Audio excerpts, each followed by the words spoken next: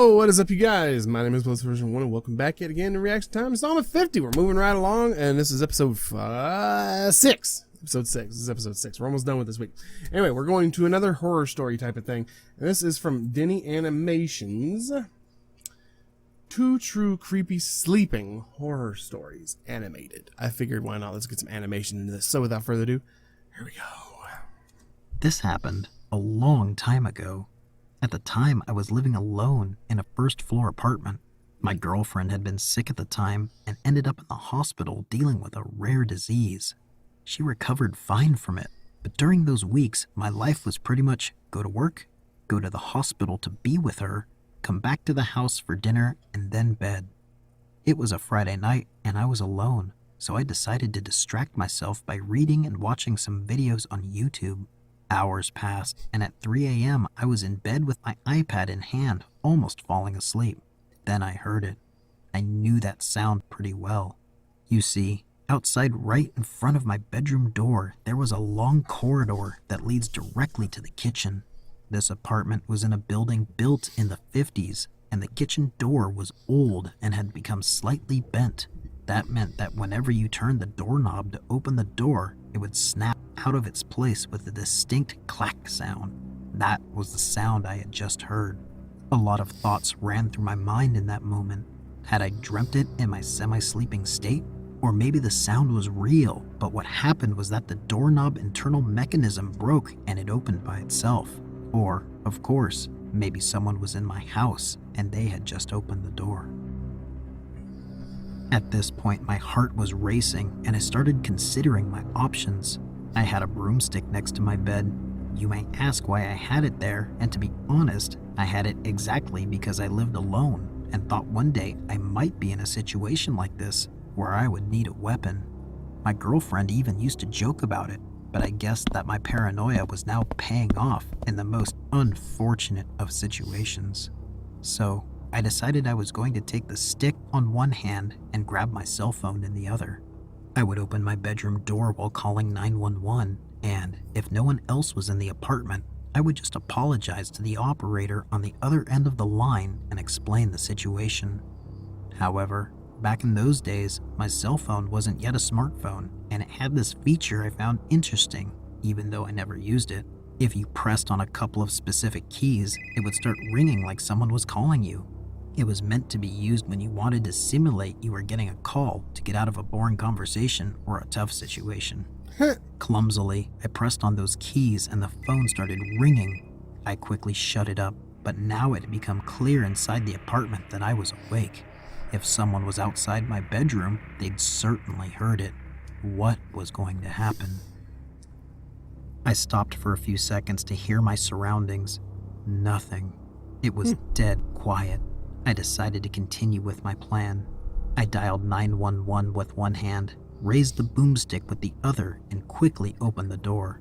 As soon as I did that, someone sprinted in front of me in the corridor and quickly got into the kitchen, closing the door behind them. I screamed, "Hey!"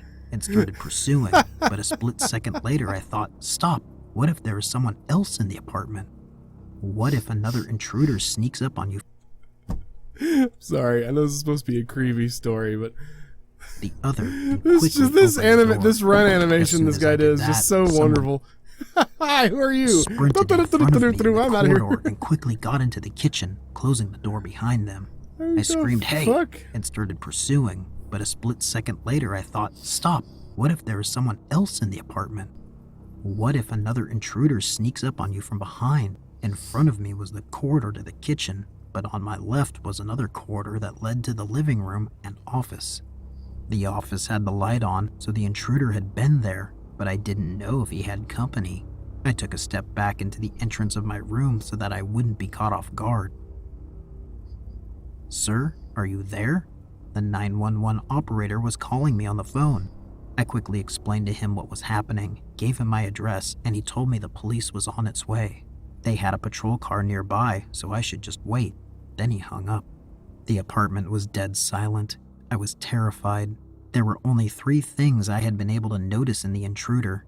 He had a light-colored sweatshirt with horizontal black lines, dark hair, and he smelled really bad. In fact, The smell was still in the apartment and I could still sense it. The police arrived after 7 or 8 minutes, which felt like ages. The apartment door was next to the bedroom, so I managed to quickly approach it and unlock the door to let them in. I explained what had happened to the police, and they said that we should go through the whole apartment and check every single hiding space. They had seen situations before where a burglar had hidden himself for a long period, even after the house owners had called the police to later attack them. The apartment wasn't that big, so it was easy to conclude that no one else was hiding there. In the kitchen, it was obvious what had happened. It had these large windows that faced the back of the building where we had a small community garden. I had left one of the windows open, and next to it, on the outside, there was a large drain pipe along the wall. The intruder used that pipe to climb to my window and get in. The police left to go look around the neighborhood for someone matching the description of the sweatshirt I described.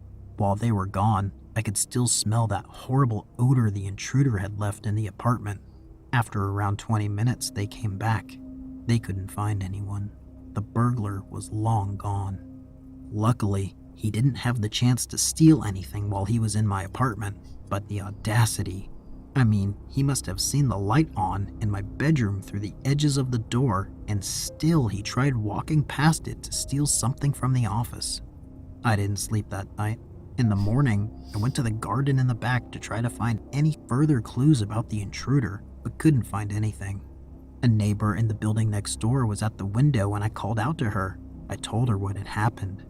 She just smiled and said, "Well, welcome to the neighborhood. We all have stories like that in this place. You should never leave your windows open, and maybe you should consider getting some bars to protect them." The next day, I bought a motion alarm and installed it in the kitchen. I never had another experience like that in the apartment, but, to be honest, I never slept the same way in that bedroom, traumatized by those events. At night, I would fear hearing again the sound of the kitchen door snapping out of place. A few years later, I moved out to a larger apartment in another neighborhood. This time it was on the 7th floor, so much harder for intruders to get in through the windows. So, to the intruder that came into my apartment and smelled really bad, let's not meet ever again. That one wasn't too bad. When I was 25, there was a short time. That one wasn't too bad. I think it's just because of that run animation just made me laugh and kind of took me out of the experience. But I can imagine that. I mean, there was a time when we came home from the store one day. This was before my kids were born, stuff like that. Before we were actually we solidified our marriage and stuff like that. We got home and our front door was wide open. I went through the entire house and there was nobody there and nothing was missing. But it turned out that the door just swelled and it just opened itself because it didn't latch all the way when we left. So our neighbor, because we lived in a duplex, said that she didn't hear anybody go in and out. So there's nothing missing. There was nobody hiding anywhere. I checked every little inch of that little duplex, and there was nothing. But still, it makes you think. I was staying at my aunt's. It was her, my 2 cousins, and I. She lives in a nice apartment complex, and her unit is on the lower level. Her living room has a lot of windows that she keeps open for fresh air and for her cats to people watch. Her unit happens to be on the corner near a grassy courtyard path. When I had first moved in, I noticed a man who gave me an off vibe. My cousins and aunt said he lived upstairs and 2 units over, recovering from hard drugs that permanently messed him up. His parents paid for him to stay there as they didn't want him with them. They also said, other than hearing him mumble and say weird things, no one had ever had an issue. My aunt works nights and leaves at 3 a.m. My younger cousin works nights and leaves at 2 a.m. That usually left my same-aged cousin and I, the only 2 there, until we leave for work around 8. For context, it is a very open living room to dining room plan. My aunt always had people staying over, so she has a second couch in the dining room in place of a table. This is where I slept. She stayed on the one in the living room. My aunt has also never been one to lock her doors, until this incident. One night, I'm on my phone trying to sleep at about 1 a.m. and hear a man yelling. He's yelling, "Don't shoot," and banging on the door to the right of ours. 2 male college students live there and just told him he had the wrong apartment and to leave. He says sorry and walks off. I am looking through the kitchen window, which is in direct line of sight from my couch bed, and it's the weird neighbor who sees me and grins. He then walks back to his home. I was unsettled, but not enough to wake anyone else up over it. Told my family nonchalantly the next day in a LOL that was weird way. My cousin and I watch a movie and head off to bed. I have a very hard time staying asleep, but I woke up this time to the feeling of someone watching me. I check my phone and it's around 3:30 a.m., so I know that it's not my aunt or cousin. I sit up and figure I'll go watch TV on my aunt's couch since she was gone already. The feeling gets stronger as I am in the living room. Then, I see the shadow of a person standing still in the grass courtyard looking in. I froze. I immediately go back to my couch to get my phone. As I do, the person is gone. I am now trying to calm myself down and think of waking my cousin up when I hear the creepy man's voice. He is now at the kitchen window, which looks out directly in front of her front door. I drop to the floor, out of his line of sight, and start frantically trying to call my cousin. The man is now saying things at the window front door like, "I'm not going to hurt you," and "I'm unarmed," over and over again.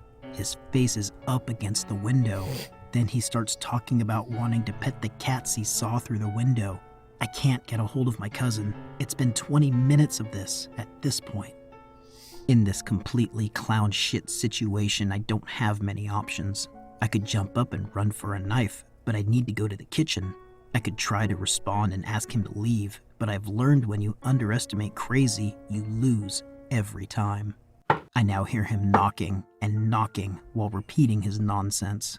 I'm doing that ridiculous-looking army crawl snake slither across the floor down the hall now. I see the door handle start to turn. I'm about to jump up when my cousin bursts out of his room directly across from the front door. Now he's not the biggest guy, but boy, he was intimidatingly mad at the circus show taking place at his front door. He starts yelling at the guy that he needs to get the fuck off his porch and that he's calling the cops. The man tries to say, "I'm unarmed. I'm not going to hurt you. Don't be afraid." My cousin goes off and yells, "That's fucking dandy. It's 4 a.m. You need to leave or I'll call the cops. What the fuck is wrong with you?"